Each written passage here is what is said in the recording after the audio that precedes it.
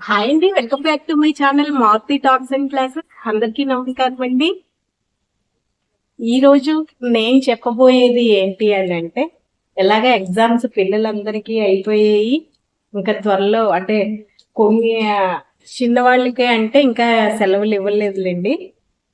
కొంతమందికి అయితే సెలవులు ఇవ్వలేదు, చాలా మందికి అయితే ఎగ్జామ్స్ అవుతున్నాయి. ఇంకెలాగ త్వరలో సెలవులే కదండి. ఇంటర్మీడియట్కి అయితే ఆల్రెడీ ఎగ్జామ్స్ అయిపోయి త్వరలోని రిజల్ట్ కూడా వస్తుంది. 10th కూడా అలాగే ఎగ్జామ్స్ అయిపోయి ఇంటర్మీడియట్ కాలేజ్లో అయితే మొన్న April 1 నుంచే మొదలైపోయాయి కూడాను. అయితే మనము పిల్లల్ని ఏమని ప్రశ్నించాలి అంటే, చాలా మంది ఎగ్జామ్స్ అయిపోయినా జనరల్ గా అయినా చాలా మంది అడుగుతూ ఉంటారు, నువ్వు పెద్ద అయ్యాక ఏమవుతావు అని అంటూ ఉంటారు, లేదా నువ్వేమవుతావు, నువ్వేమవుతావు అనుకుంటున్నావు అని అడుగుతాం అనమాట కదా. ఎవరైనా పిల్లల్ని అలాగే అడుగుతారు. కానీ మరి ఆ ప్రశ్న వెయ్యొచ్చు అంటారా? అంటే నువ్వేమవుదాం అనుకుంటున్నావు అనే ప్రశ్న వెయ్యొచ్చు అంటారా పిల్లల్ని అనే దాని మీద కొంచెం ఈరోజు తెలుసుకుందాము.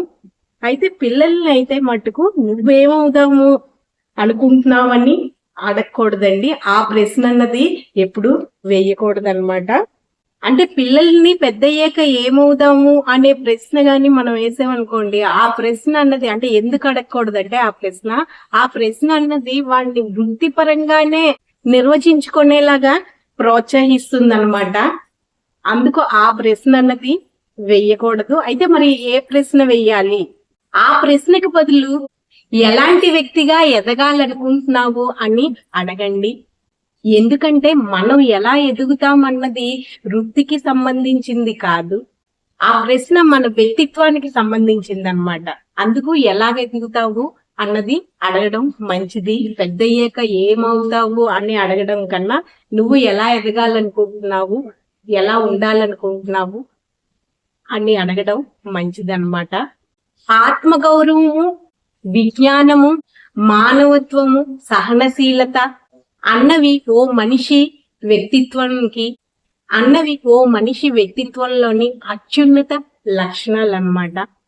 ఇవి ఇప్పుడు నేను ఏవైతే చెప్పానో అవి అత్యున్నత లక్షణాలు. అందుకని పిల్లల్ని నువ్వు ఏమవుతావు పెద్దయ్యాక అనే ప్రశ్నకి బదులు నువ్వు ఎలా ఉండాలనుకుంటున్నావు, నువ్వు ఎలాంటి వ్యక్తిగా ఎదగాలనుకుంటున్నావు అనే ప్రశ్న వేయండి.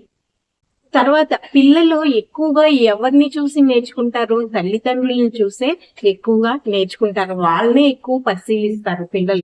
ఎందుకంటే పిల్లలు పెద్దల దగ్గర నుంచే అన్ని నేర్చుకుంటారండి. ముఖ్యంగా తల్లిదండ్రుల దగ్గర నుంచే అన్ని నేర్చుకుంటారు. అందుకు తల్లిదండ్రులు అన్నది మటుకు చాలా సక్రమంగా, బాధ్యతగా వ్యవహరించాలి. ఎక్కువ ఫిర్యాదులు చేస్తూ వక్ర బుద్ధితో ఉండకుండా, అదే విధంగా వాళ్ళు చేయాల్సిన బాధ్యతల నుంచి తప్పించుకోకుండా, విలువల గురించి పట్టించుకోకుండా వక్ర మార్గాన్ని కానీ ఎంచుకుంటే పిల్లలు కూడా దాన్ని అనుసరిస్తారు. అందుకని తల్లిదండ్రులు తమ వ్యవహార శైలిపై ఆత్మవంచన లేకుండా సమీక్షించుకోవాలి. అప్పుడే ఏ విషయాన్నైనా పిల్లలకు నేర్పే అర్హత అన్నది వారికి ఉంటుందన్నమాట. అంటే తల్లిదండ్రులకి ఉంటుంది. ఇది ఈ రోజు మంచి మాట. ఈ వీడియో కానీ మీకు నచ్చితే ప్లీజ్ లైక్ చేయండి, మా ఛానల్ సబ్స్క్రైబ్ చేసుకోండి. ఓకే, థ్యాంక్ యూ అండి.